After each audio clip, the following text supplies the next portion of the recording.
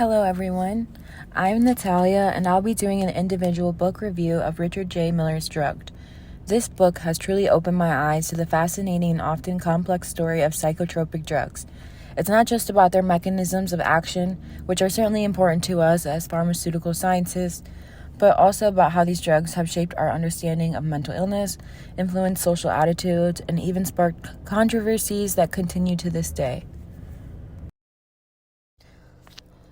Building on my introduction, I want to elaborate on why Richard J. Miller's Drugged particularly resonated with me. My primary interest lies in gaining a holistic understanding of psychotropic drugs, moving beyond a purely pharmacological perspective. My undergraduate studies in biology and public health instilled in me a deep appreciation for the interconnectedness of various factors influencing health. Concepts like epigenetics, which explore the interplay of environmental and genetic influences, have shaped my approach to scientific inquiry, always seeming to linger behind most of my graduate work. This interdisciplinary lens is precisely why Miller's work is so compelling.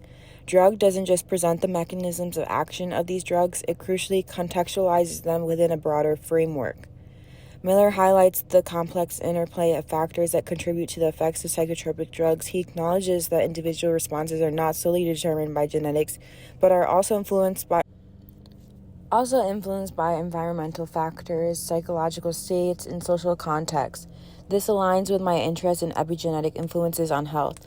Ultimately, I believe that Drug offered a valuable framework for integrating scientific knowledge with a broader understanding of the social, cultural, and historical dimensions of psychotropic drug use, which is essential for responsible innovation in this field. As a side note, I also want to give a shout out to the Reddit community that helped me make the decision on this book. Miller explores several key themes in Drugged, providing a comprehensive overview of the intertwined relationship between psychotropic drugs, science, and culture. The first theme to discuss is the intertwined history of psychotropic drugs, science, and culture. Miller begins by discussing the ancient use of mind-altering substances in various societies. For example, he mentions the use of plants like opium, cannabis, peyote, and ayahuasca, and religious practices by shamans and witch doctors to achieve altered states of consciousness. He also notes that some substances like cocaine, caffeine, and nicotine were used for more practical purposes, such as increasing energy or reducing pain. The development of organic chemistry in the 19th and 20th century played a crucial role in advancing our understanding of these substances. Miller explains how this field allowed scientists to identify the active compounds in plants and even create new synthetic drugs with unique effects. Miller also discusses the psychopharmacological revolution of the 20th century, a period marked by the development of new drugs to treat mental disorders. This revolution not only transformed the treatment of conditions like schizophrenia, depression, and anxiety, but also significantly changed societal views on mental illness. Moving on to the second theme prevalent in this book, the impact of psychotropic drugs on our understanding of the brain.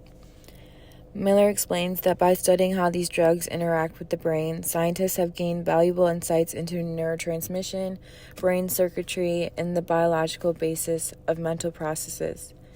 The book examines how psychotropic drugs affect neurotransmitters like serotonin, dopamine, and GABA, altering communications between nerve cells and ultimately influencing mood, cognition, and behavior. Miller underscores the intricate nature of the brain, highlighting the difficulties researchers face in developing drugs that precisely target specific symptoms without causing unwanted side effects. Moving on to the third and final theme of this piece, Miller explores how the development of psychotropic drugs has shaped societal views on mental health, leading to both progress in treatment and ongoing debates about over-medication and individual autonomy. The book also examines how cultural norms, historical events, and social anxieties have influenced the use and acceptance of psychotropic drugs in different societies. This concept reminded me of something I learned in my history of psychedelics class, noted as global history, this being that as historians, it's important to perceive and write on history in a way that encompasses and considers geographical regions, what was going on in those parts while other things were going on elsewhere.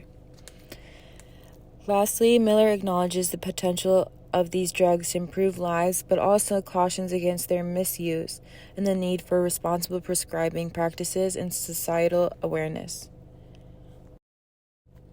Now I'd like to shift our focus to what I believe are the key take-home messages that Miller wants to convey to his readers. There are 3 takeaway messages I would like to discuss in this report, the first one being the importance of historical perspective. Miller emphasizes the importance of historical perspective by tracing the long and complex relationship between humanity and psychotropic substances. For example, he dives into the history of opium, noting its ancient use as an analgesic and its cultural significance in various societies. This historical context, Miller argues, is essential for understanding the development of modern opioid medications and the challenges we face today with addiction and misuse. For the second takeaway, Miller effectively demonstrates the complexity of psychotropic drug action when discussing antidepressants. He points out that while drugs like SSRIs increase serotonin levels in the brain, this is not a complete explanation for their therapeutic effects. Miller highlights the importance of factors like neuroplasticity and receptor changes, emphasizing that the brain's response to these drugs is far more intricate than a simple increase in neurotransmitter levels. The final takeaway, along with its specific example, stems from the previous discourse of the use of SSRIs.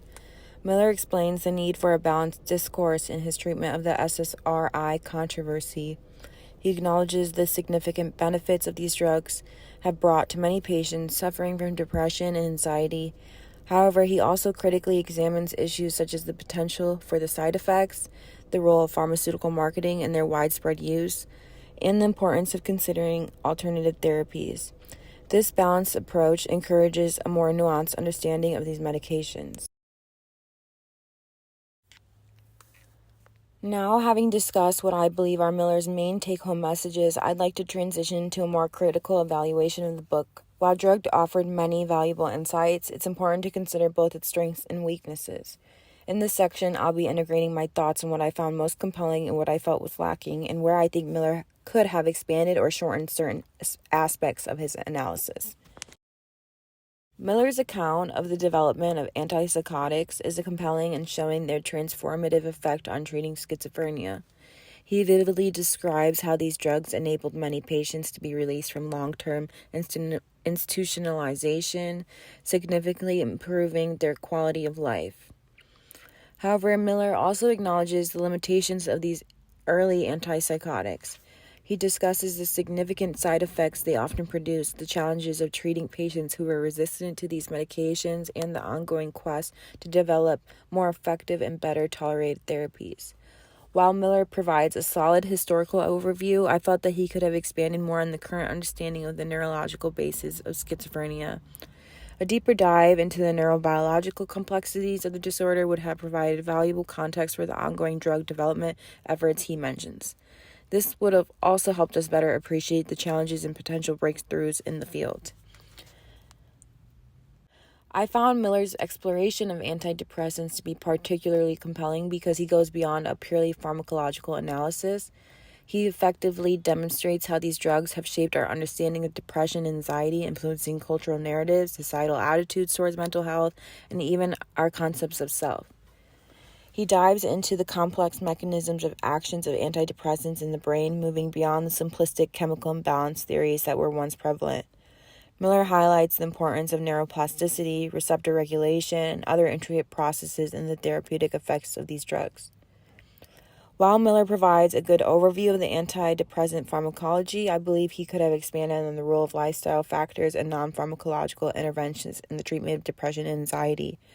Discussing the interplay of exercise, diet, psychotherapy, and mindfulness-based therapies alongside medication could have provided a more holistic view of treatment strategies and potentially offered a more balanced perspective on the role of antidepressants.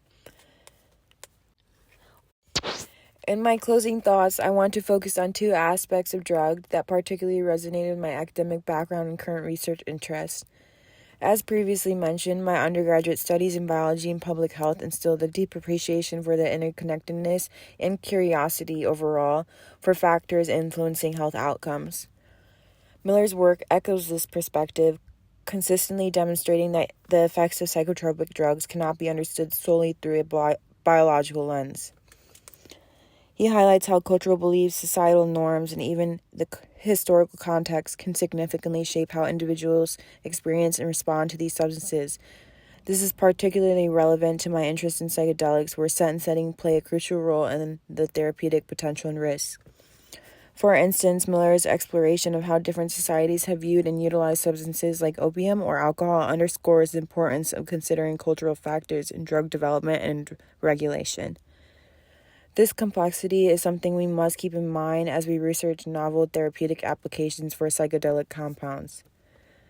Miller's historical account of how societies have understood and treated mental illness throughout history provided valuable context.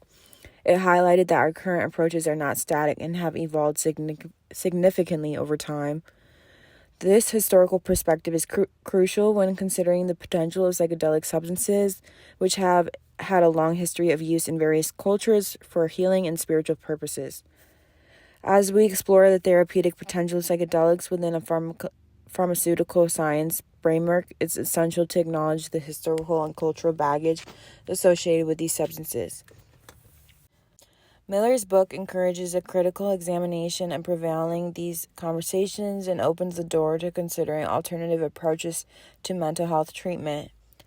By understanding the historical context, we can better navigate the challenges and opportunities in integrating novel therapies like psychedelics into mainstream medicine, ensuring responsible research and ethical application. Thank you for listening. Attached below is a QR code along with a citation to a YouTube video I found that was very interesting. It's actually the author himself discussing the book to what seems to be a seminar. It was super nice to use this video to supplement reading this book as well as this book report, and I definitely recommend if you have free time, and it's just really nice. So thanks so much again.